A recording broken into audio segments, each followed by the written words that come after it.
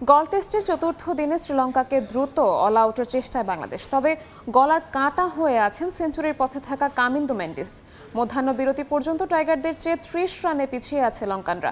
এই মুহূর্তে গল international cricket স্টেডিয়ামে আছেন রিপোর্টার তারেক হাসান শিমুল। সবশেষ খবর জানতে সরাসরি চলে যাচ্ছি তার কাছে। শিমুল,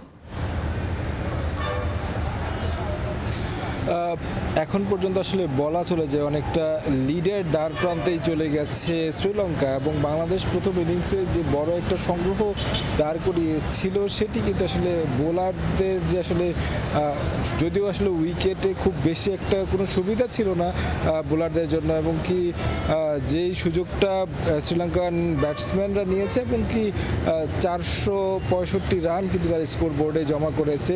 যদিও 6টি উইকেট পড়েছে, আজকের সকালে কিন্তু 2টি উইকেট তুলে নিয়েছে বাংলাদেশের বোলাররা।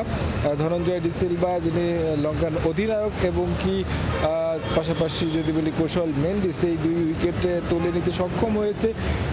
দ্বিতীয় সেশনটা আজকের দিনে সবচেয়ে বেশি গুরুত্বপূর্ণ বাংলাদেশের জন্য, কারণ এই সেশনে কিছুটা বল টার্ন করা শুরু করেছে। আমরা যেমনটা তৃতীয় দিনে দেখেছি অনেকটাই ফ্ল্যাট ছিল, উইকেটে খুব বেশি সুবিধা পাচ্ছিলেন না। শেষ বিকেলের দিকে এসে পেস বলাররা দেখছিলাম যে কিছুটা সুইং পাচ্ছিলেন, সেই জায়গা থেকে স্পিনাররাও ভালো টার্ন পাচ্ছিলেন বিকেলটায়। এবং এখন যেমনটা দেখা যাচ্ছে চতুর্থ দিনের এই সকালে এসে বেশ ভালোই টার্ন পাচ্ছেন স্পিনাররা।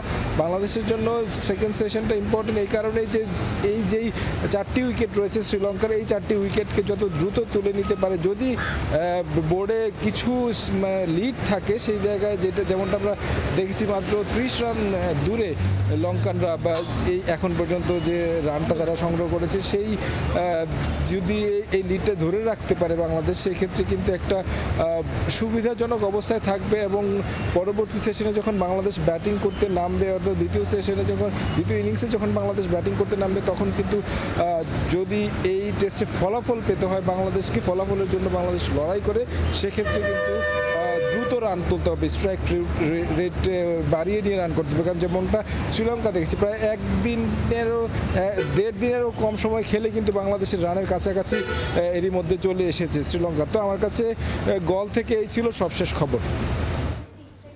সরাসরি যুক্ত ছিলাম গল ইন্টারন্যাশনাল ক্রিকেট স্টেডিয়ামে।